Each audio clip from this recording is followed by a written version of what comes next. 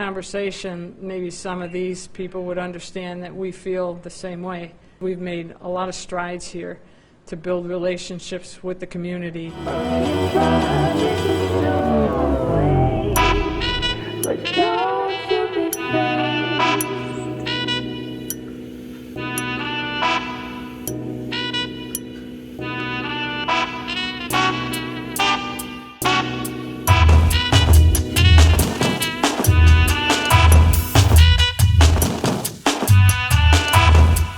Local gang, one of them just 15 years old. But that wasn't the most important.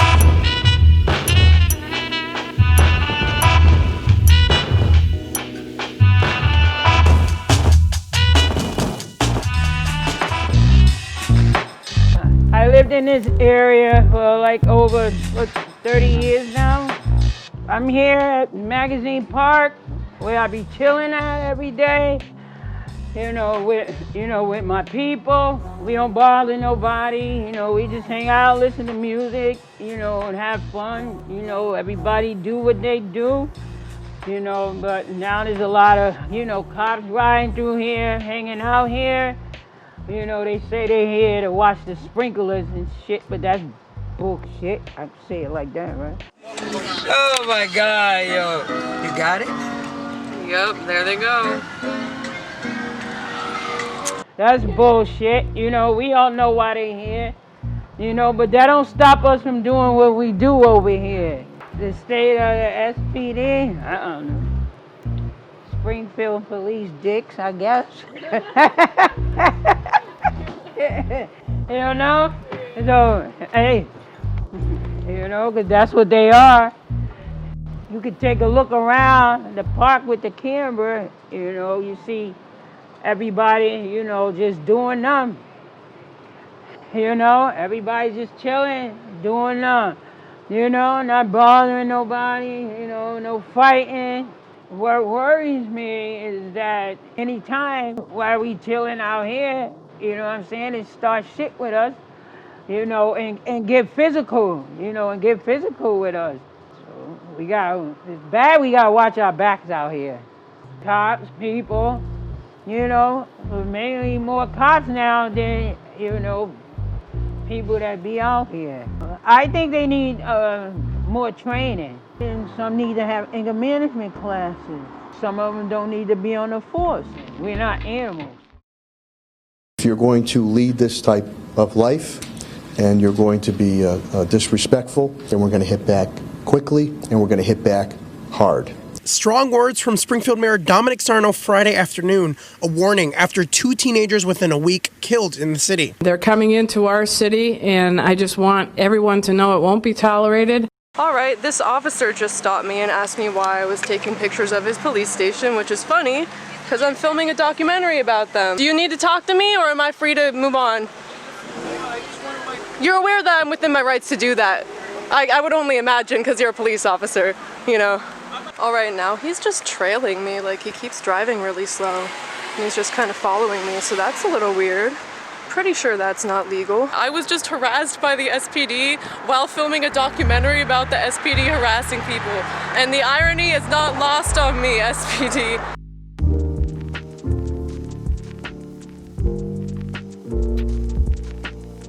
Good evening and welcome to 22 News at 10. I'm Ciara Speller.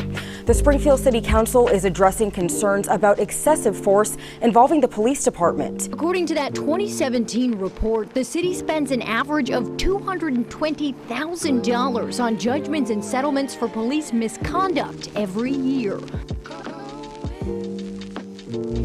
Yo, I hate getting called Chris Joe. Like, what the fuck is a Joe, nigga? All right, so co-owner of Studio 235 with my business partner and partner Tiana. We do a lot here, educational workshops. It's a dope spot and giving the community a lot of opportunities to do things that they're not accustomed to. I was actually born in Puerto Rico, but I'm raised in Springfield from Bay Street, Reed Village. Springfield is fire. People love to talk shit about it. Springfield is fire. I love it. I still live in the hood, but it's still a beautiful earth to live on. You feel me?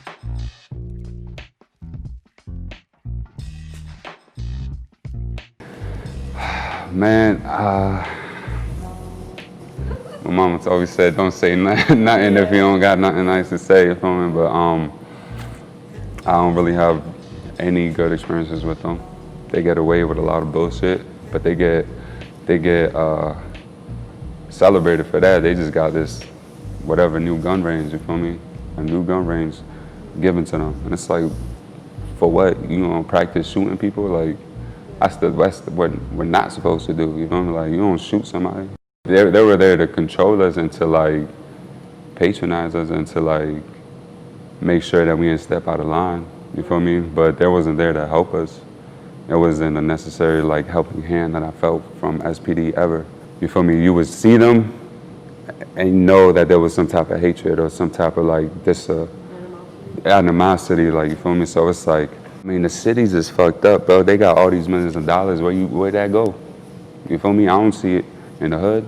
I don't see it in the city.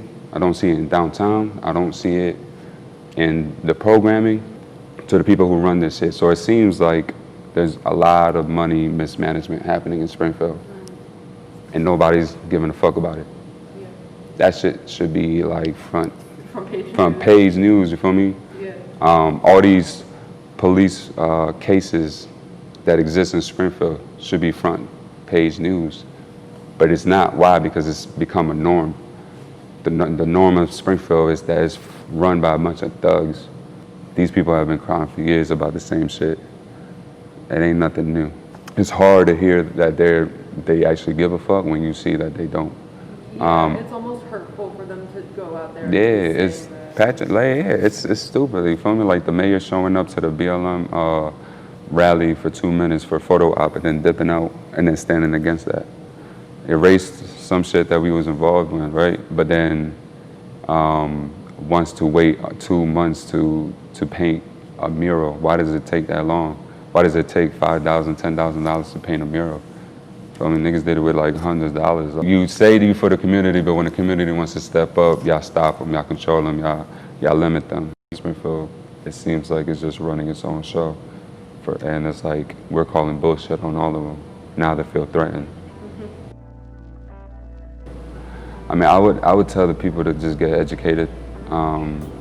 This youth can learn a lot very quickly with the events that's happening, and seeing all these different opinions and different topics and subjects that are happening at a drastic level, at a drastic rate, like slam in their face. So everybody's being forced to talk about it, which is a good thing. It's a beautiful thing.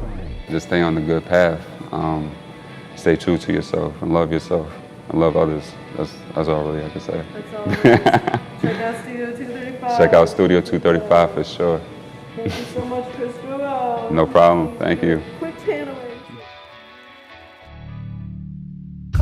A different kind of gang populated the streets of Springfield in the 80s and 90s. The gangs have changed, and they're more violent and better armed. Springfield area men, alleged leaders and members of the nationally recognized Latin Kings. Mayor Sarno has been vocal about setting higher bail for people arrested for violent crimes.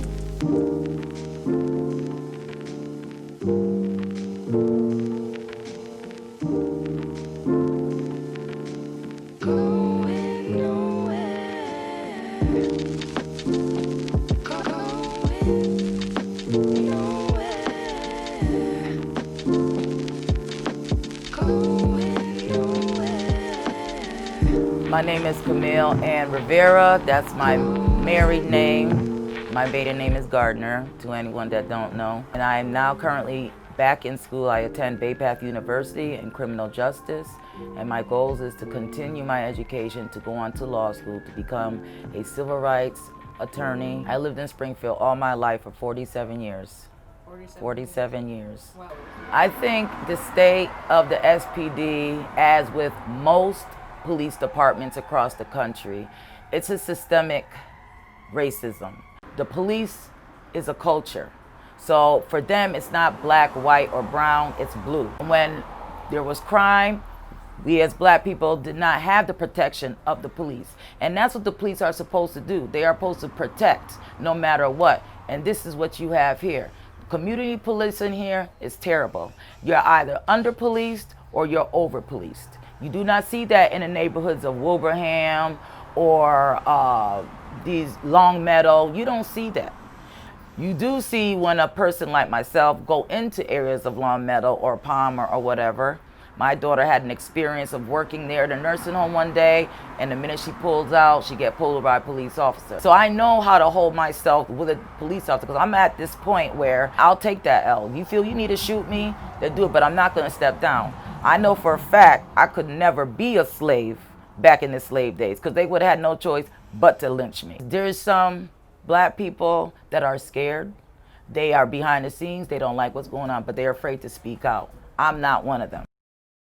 And seeing Springfield, there's a lot of killing going on with these young black gangs killing each other. But in the same token, I don't see anything in the community from the police where they're saying, oh, okay, let's have a meeting. Let's get together. Let's find out the root of the problem. To them, we're just killing each other off. And in the same token, it's like a slap in the face to the Black Lives Matter movement, where these young kids are killing each other off for what?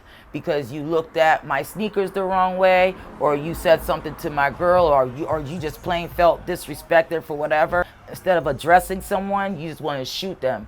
Now you're taking a life. Where the Black Panthers were in, they were taking care of their community. They schooled their kids, they educated their kids, but they also protected their community because they know that the police and people on the outside was not there to protect us. They was there to cause us harm. These brothers and sisters are educated. So this is why Black Lives Matter is happening. I know a lot of people think, well, all lives matter. Yes, all lives matter, even the cockroach. His or her life matter. But when we talk about Black Lives Matter, we're talking about a systemic thing that didn't just happen overnight. I'm so proud to see my white brothers and sisters joining in and say enough is enough. And that's not nothing new. Back in the Harriet Tubman with the Underground Railroad, a lot of the funding that they received were from white people, white abolitionists. John Brown, okay, he was one of the biggest, and he didn't care. He went in. He was a gangster because he killed and he didn't care. And yes, you know, he died at the end, but his name will never ever be forgotten amongst our people. When they were doing punches, they didn't have to report it. So the SPD was told that... The narcotics detectives were told by the higher ups that it was something like punches, they did not have to report it. And this is out of that investigation found that. So I watched last night on the news, Miss Commissioner Claprod talking about, well, we're working. These are things that, what amazes me is that this is stuff that they knew. Even though this is outdated, it should have never even been, period. You know that it's not correct to be punching people. I don't care who the suspect is. You don't go punching nobody. You don't go hitting nobody. She herself, who fired a female detective, she herself should be fired. And I hear that they're asking her to step down in their signatures. She needs to step down. Can you talk a little about what you heard happened with that?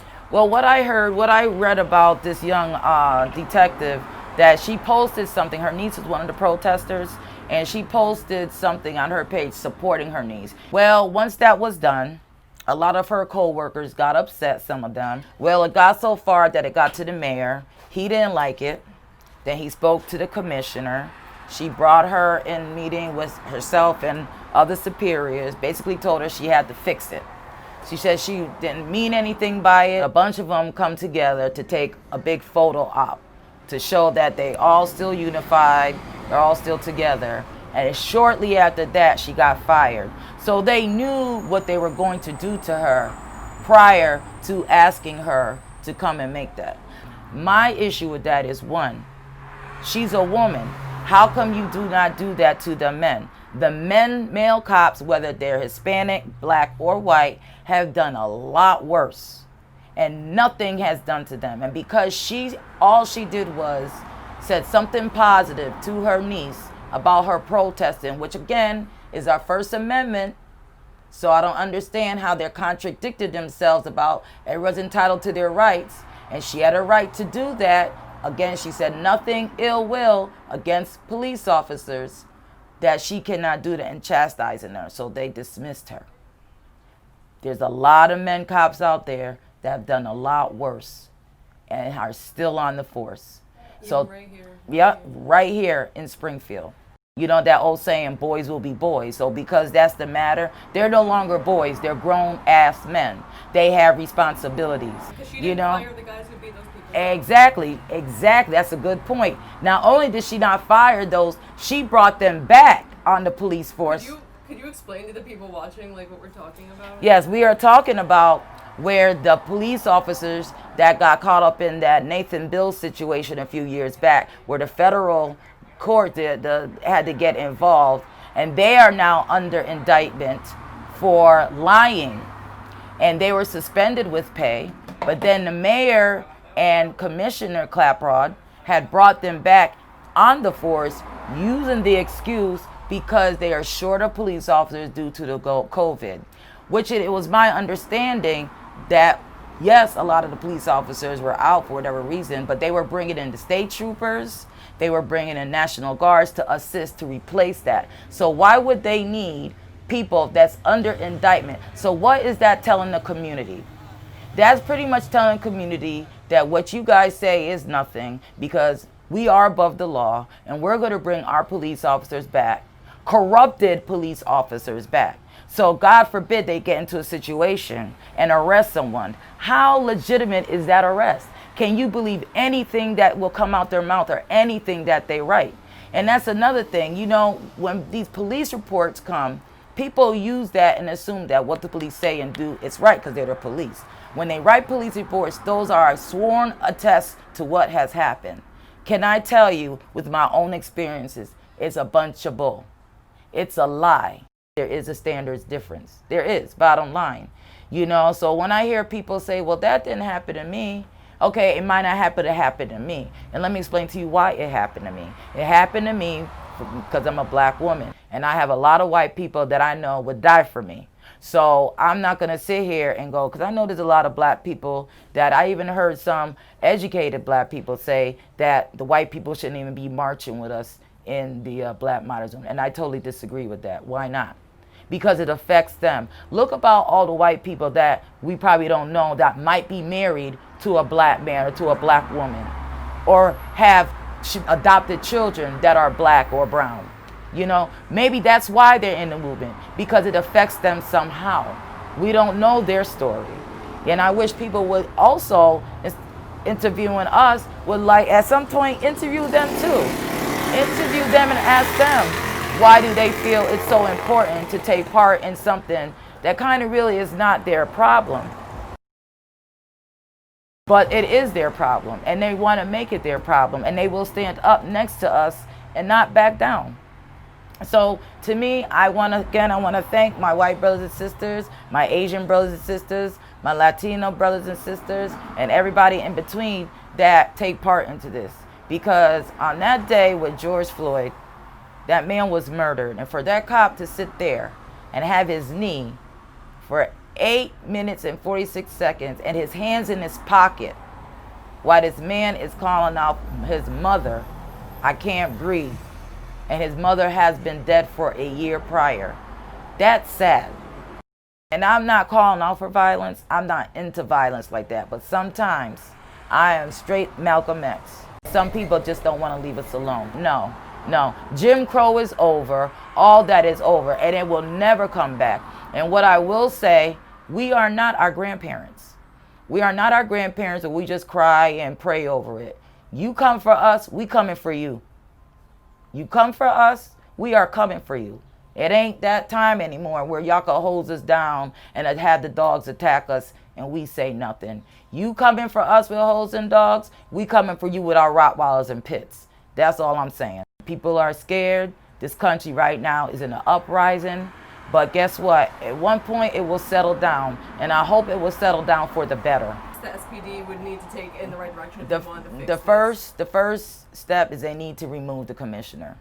They need to remove. They should remove Cheryl Clapp. They have to. She's tainted now. She's tainted, and she could tell she works for the mayor. She's not for the people at all. She's a politician. So she needs to step down. Our taxes paid their paycheck. So they work for us. So we need to be heard. So that's who I would see one done first. The next step, they need to teach these police officers how to de-escalation classes. The majority across the country, only a very few states and cities teach the police officers how to de-escalate situations. If you notice, a lot of these police brutality situations only happen on the local level. You very rarely see it on the federal level because they teach the federal agents de-escalation. How do I deal with a mentally ill person that's gone haywire so I don't have to shoot them or choke them out till they die? How do I do this? The next thing is, they need to form a better, revamp their so-called community policing. Because I very rarely see these police walk around here, playing with the kids, talking with the community. I see them walking along downtown. Why? Because the casino's down there. That's money for the city. So they want to make sure that's protected. Well, we want to make sure that we're protected up here, that our kids are protected, that we are protected. So they need to start doing that. And I've seen it happen in other cities. They do it. So they need to do that. The other thing is they need to start calling out and need to start sitting down with community leaders. How are we going to try to fix this problem with black on black crime? That's what they need to do. Because a lot of this, every other day, a child 17, 18, 20 years old getting shot and killed by a drive-by or whatever the case from Sycamore Street or the Knox Street or whatever street, Sycamore or whatever. You don't do that in front of me and whatever like that. I'm not into that because my rationale with a gang is this. If you gang, then the gang is a true gang supposed to take care of their community. That's what they're supposed to do. That's originally how the Bloods and the Crips got started, taking care of their community. And when one of them went to jail, everything went haywire. The mafia was an organized crime, but they took care of their own. They took care of their community, and they worked together. Even if they were in separate families, they didn't just go and kill another family just because. They had sit-downs. There were rules. So if you want to play big boy games like that, then do big boy things. Have rules. Give back to your community. I don't see near none of them taking any of that money and getting a bunch of backpacks and passing it out to the young youth where their mothers and fathers can't afford their school shopping. I mean, these are things that's happening. And this is where the police and the community leaders, and I'm gonna call them out too, they need to get involved in that. Not everybody can afford to live up in the suburban neighborhoods or own their own property. Some of us have to live in the urban neighborhood. Some of us have to live in apartment buildings. Look for me in the future as an attorney. Hopefully.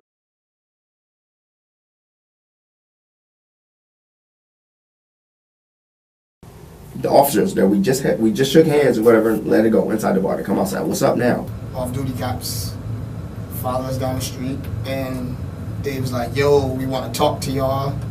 We stopped and turned around, and before I know it, my brother is like standing next to me, and they don't come to talk. The moment he walks right past my brother, pushes through my brother, and he swings and he hits me. I got hit in the face, back of the head. Got pictures. I got jumped pretty much. A whole bunch of them was coming from the bar. And I told her, I said, oh shit. When I got there, the first was produced. The dude he argued with inside went straight to him and pushed him. He was trying to start more trouble. I told him, good, calm down. Back to when they coming out the bar. What's up now? Whatever the case may be. I turned and I look. And I'm like, really? I say out loud, really? We just squashed it inside the bars. You come outside, and you guys have to make assholes outside of the bar. I thought we just had this all situated inside the bar. He goes, I know, but we had some high heads, and you guys got some high heads. How do we have high heads? And we took off. How do we have high heads? And he goes, well, it just didn't sit right with us, and this and that. He's coming from the far side. So they come, Herman, Mike, and them, they come walk down and get closer to me just in case anything happened. Anyways, they come close enough to me. One of the officers push him, and the other one pushes by him and punches him. So I hit the one that punched him, and the other one that pushed him with the charge to it, I hit him too. That's my brother, you know. At the end of the day, if we don't bother you, we're walking away from the problem, you guys are still looking for the problem. There's a point in there where people break, you know? Yeah. Don't touch my brother. I'll do anything for him. I raised him pretty much, you know? Don't touch my brother. Then they hit Paul Herman in the head. I'm just gonna hold my task of Mike. I hope that's okay. Is this tacky? Anyway, hi, I'm your director. I'm white. You know, talk a little about, I guess, being a white person who's trying to do this and talk about stuff like this and make sense of this. And so when I think about me as a white kid coming into Springfield trying to make sense of this, What I do want to aim for is documentation and sharing and spreading of the words from the people with as little interference or obstruction as possible. You have to look beyond all of these complicating factors and kind of just boil it down to like what you're willing to stand for or what you think matters. Sorry, I have housemates. It's like I was like 8 and I would always see these movies about like the 60s. I remember watching and just like as a kid just being like, damn, like imagine being alive in that time and just acting normal, like just acting like everything was normal, like just not saying anything.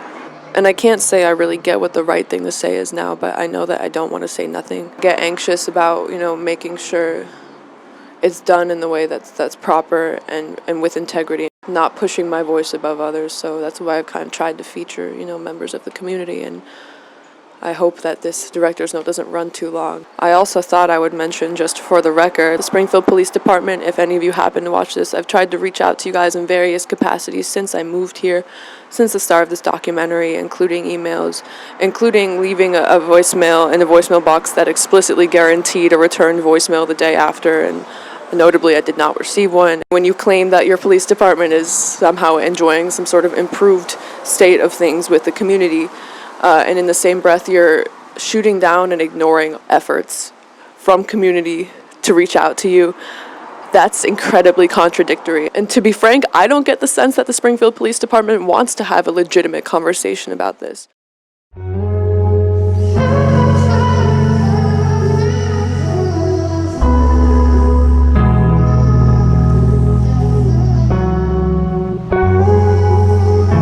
Yes, tell this to all the world.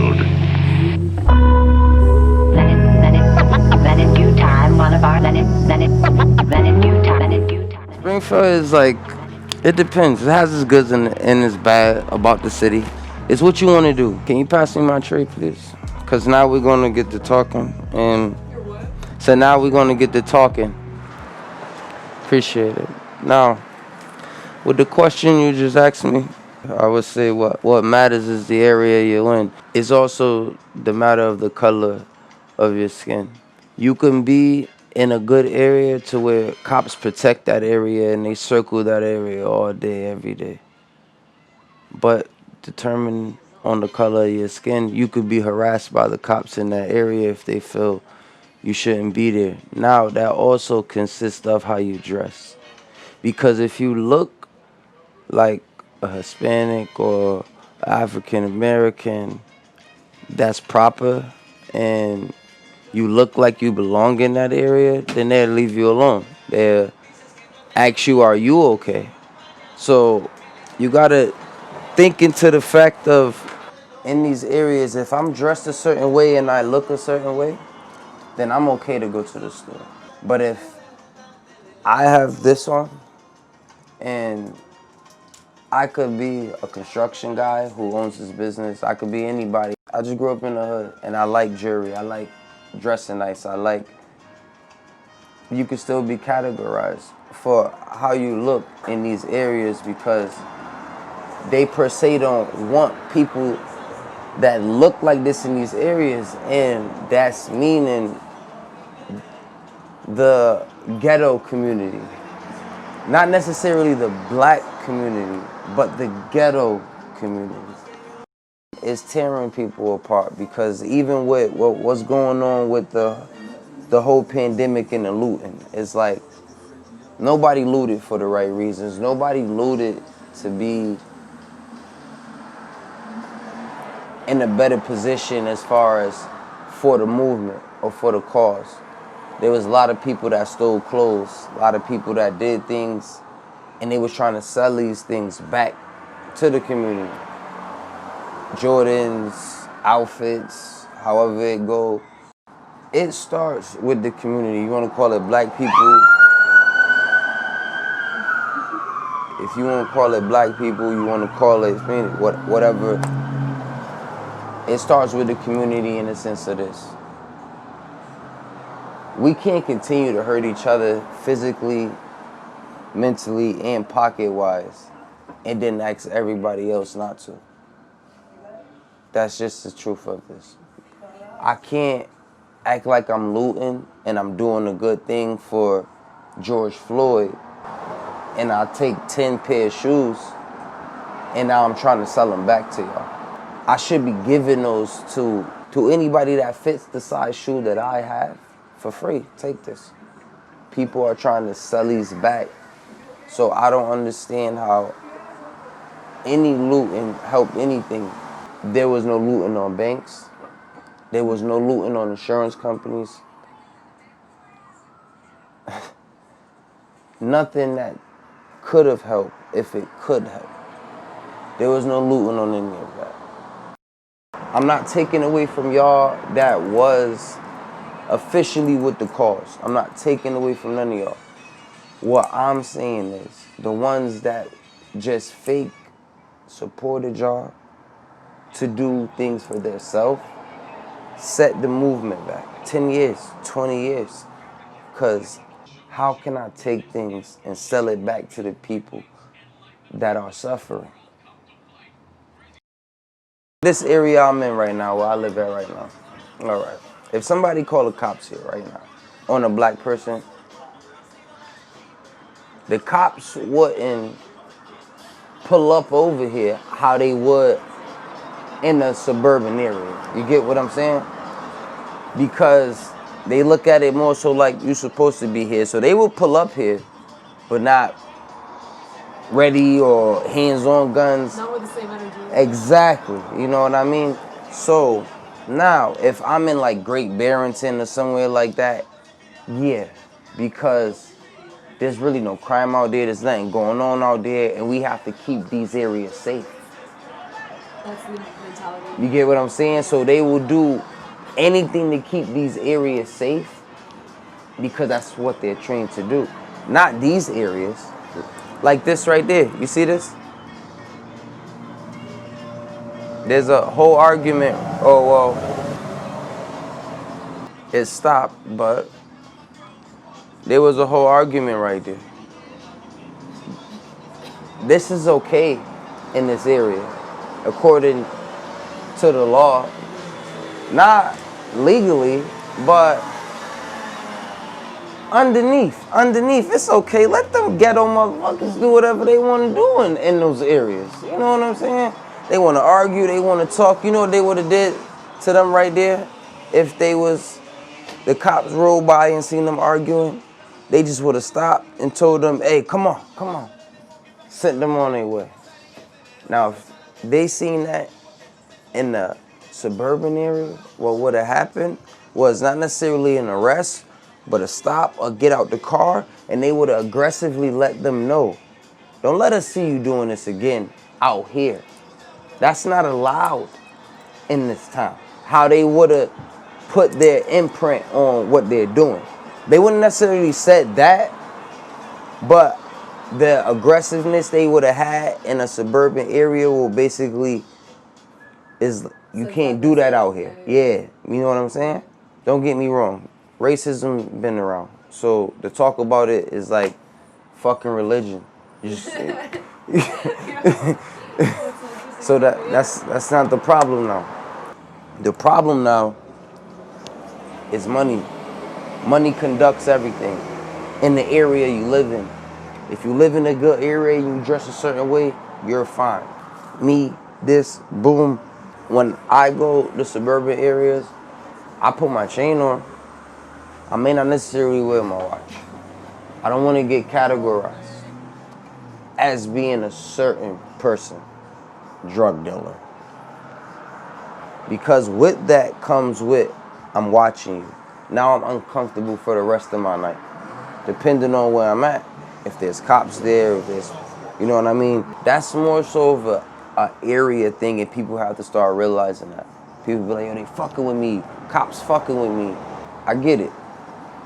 But if I'm driving a certain car in a certain area and I look a certain way, you should know there's a potential that they're gonna fuck with me.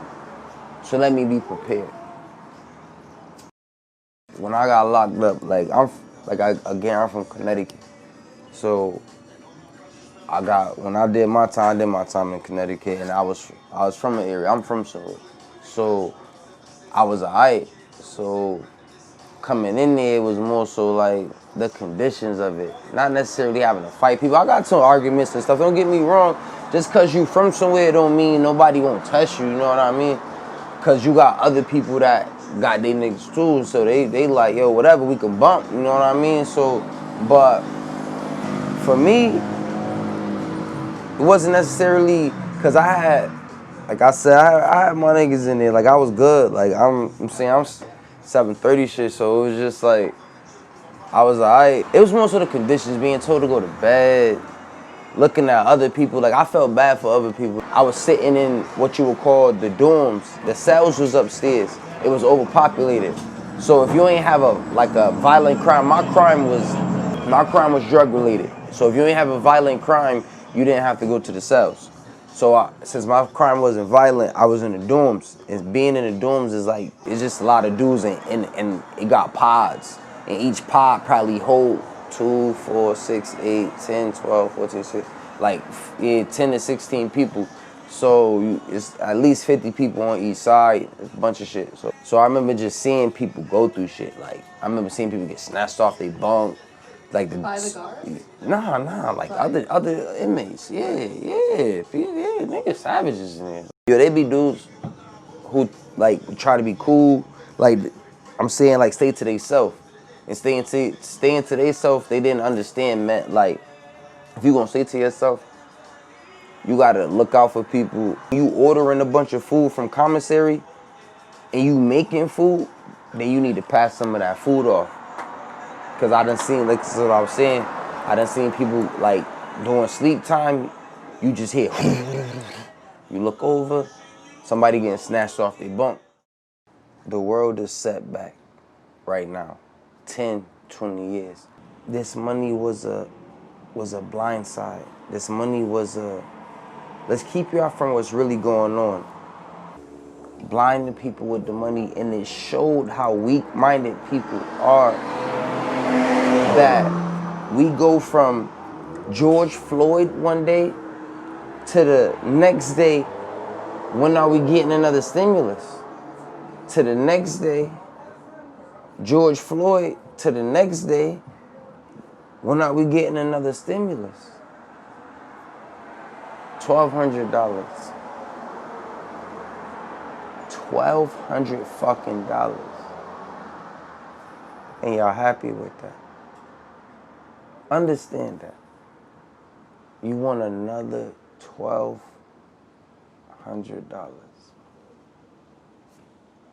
It doesn't change nothing.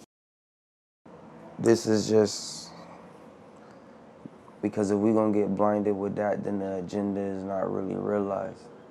Yeah, I have some final thoughts. Let me see.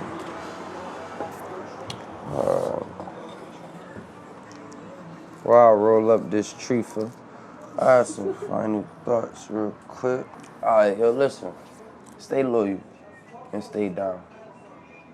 Disrespect and disloyalty will never get you nowhere. Nobody will never be the realest person ever. There's no realest nigga, there's no realest bitch. We all do fake shit sometimes. Sometimes we gotta do it to keep us alive. Nobody's gonna be the realest person. That means being the realest person consists of this. I can shoot you, and you so real that even though I shot you, you gonna leave it alone and da-da-da-da and still be cool, still move how you move. I'm gonna come for you again because you're still alive. There's no realest person. Guard yourself. Guard who you is. Protect who you is. Protect your family. Protect your sanity. Without your sanity, there's nothing.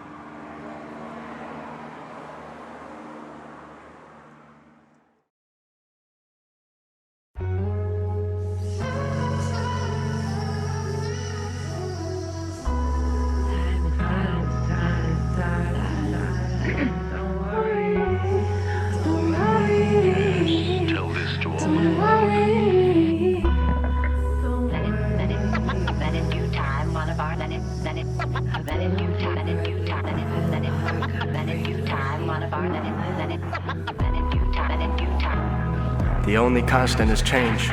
The sine wave is a sign of the time that it takes. I tried God, no response to this date. The calls dropped, I just pray that we can alter our fate. We got today, tomorrow's promise is false, and these prophets the same. I got my game from K-Dot and Jermaine. ... What does that say? I say the art is the way. The politics tact is totally fake. Hashtag artifice. Artificial is the name of this nation that toe tags people to socially gain. We raise a fist armed with only hearts, an arm and a leg. What would you give to be a part of the change? Life's a gift I've been taking all my life. Open eyes, find that I'm in the way. I step aside, guess I'm finding my place. Say, I got no team, homie, I'm just Team Earth. Hope and pray to see today when we can take a breather. A police person turned a teen into a t-shirt. Another life becomes a number for the research that they neglect. Personhood remembered as a name at best. The face of family has to lay to rest, fades into the rest. Don't forget we all on Team Earth. Put in work to see the day we defund the police force. We all got our own beliefs, but bro, believe it's unity first. Tell me what you need for us to teamwork.